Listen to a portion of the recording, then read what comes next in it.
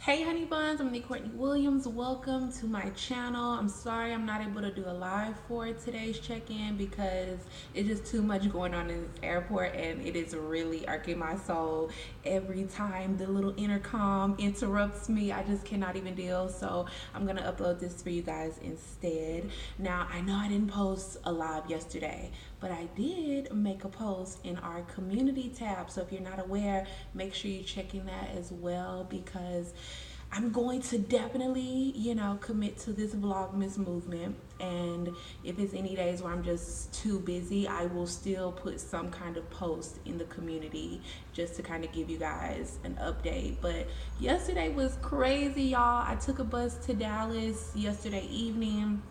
And up until the point where I needed to leave to get on that bus, I was packing, I was cleaning. It just was so much going on. So I didn't even have a moment to just sit and film any type of video. So that was a whole journey in itself. But I made it to Dallas. But I missed my flight, y'all. Can we talk about it? Like, I missed my flight. Honestly, I was here early enough, but it just, I don't know, I guess my body was just tired because I've literally been running around doing so much this past week. So I got to the airport and I passed out, y'all. And then when I finally woke up, like, I didn't hear the alarm or anything that I said. And when I finally woke up, it was about 30 minutes before my flight was supposed to leave. And I just couldn't get back because it's like, the gates closed, and then I had to speak to a supervisor to possibly get them to override the system and let me go to the back. But he was like, to get through security and all of that, you're just not gonna have enough time. So my only option was to either book another flight through them, which of course that's always the most expensive. Like, they wanted to charge me like $800, and I was like, I only paid $138 for the ticket though. Like, come on. Like, are you serious?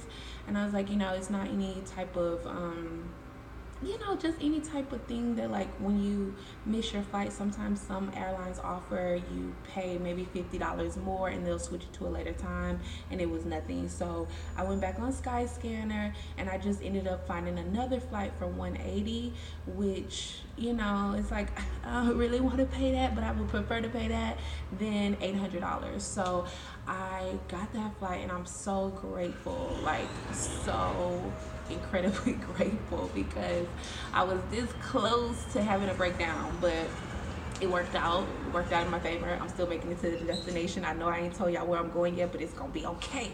So yeah, I'm at the airport, and I probably will message my friend in a little bit and just let her know that I missed my flight. So if she wants to, come scoop me up and we can grab lunch, then that might be the move. But I don't know, I'm gonna just kind of, get a little work done in between that.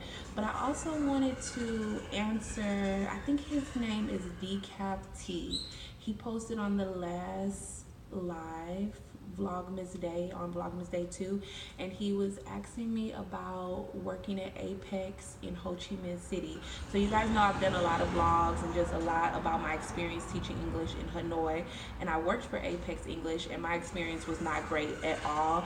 Like, the structure itself of Apax, of how they do their training, of how the classes are structured, is pretty straightforward, and it's easy to kind of get into the flow of things and really develop your class. But as far as like management, being a black teacher, it wasn't suited for me, and I ended up getting fired. It was a whole moment, but honestly we was beefing, so it was either like they was gonna fire me or I was gonna quit, one or the other. So I don't know about teaching at Apax in Ho Chi Minh City because I didn't move forward with that company. I just went with a whole different company.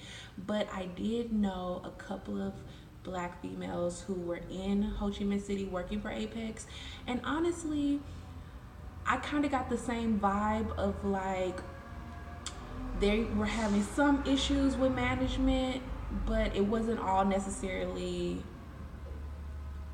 African American related. So I feel like because Ho Chi Minh City is more of a city, they're more accustomed to foreigners a little bit more than Hanoi anyways. Hanoi sometimes can be a little bit more conservative and just a little bit more, the best way I can say this or sum this up is like the Vietnamese way. I don't know if you guys have heard me say this, but it's often what Vietnamese people will say when they do things that really don't make sense to other people, and it's just like, oh, that's the Vietnamese way, that's how we do it. So that's kind of the vibe of Hanoi. But maybe it might be a little bit better in Ho Chi Minh City, but at the same time, I want to say Decaf T is a black man, and I honestly have never seen any black men teaching at Apex. So I mean, give it a go and see how that rolls for you, and let us know what your outcome is if you do end up going there. Now, as for today's moment of gratitude, I am just grateful that I found that cheaper ticket, and I am grateful that I'm still gonna make it to my destination. I'm grateful for just having faith even in between the little roadblocks, girl. It's all a part of the journey, because this is the second time that I've missed a flight on my travel journey, and I hope it is the last, but you never really know. And I think that's it, y'all. So let me know in the comment section, have you ever missed a flight before? And what did you do? Did you buy another ticket? Did you just turn around and go home? Like, what was the deal? As always, remember, people will stay and make it worth their while. And I'll see you guys later. Bye.